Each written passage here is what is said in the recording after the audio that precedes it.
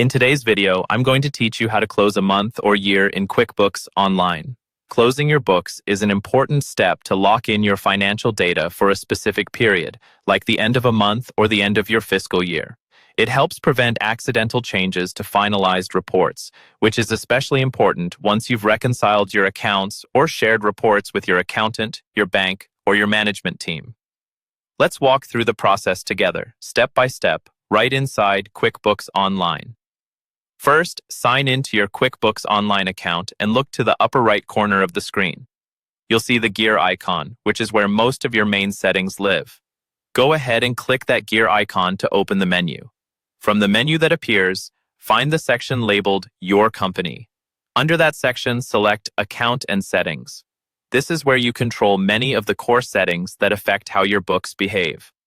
Once the Account and Settings window opens, you'll see several tabs running across the left-hand side. Click on the tab labeled Advanced. This section includes options for accounting, automation, and other technical preferences. Inside the Advanced tab, scroll until you see the Accounting section. Here, look for the option called Close the Books. To edit this, click the little pencil icon next to it. That pencil icon lets you change the settings related to closing periods. Now you'll see the controls for closing your books. Start by checking the box that says Turn on Close the Books. This tells QuickBooks that you want to lock transactions prior to a specific date. Next, choose your closing date. This might be the last day of a month, like the end of March, or the last day of your fiscal year. Type in or select the date that matches the period you want to close. Make sure your reconciliations and adjustments are complete through that date before you lock it.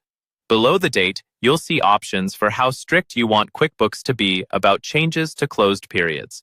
You can allow changes after showing a warning. With this option, if someone tries to edit a transaction in the closed period, QuickBooks will display a message letting them know they're changing historical data, but it will still let them continue. Or, you can allow changes only after a warning and a password.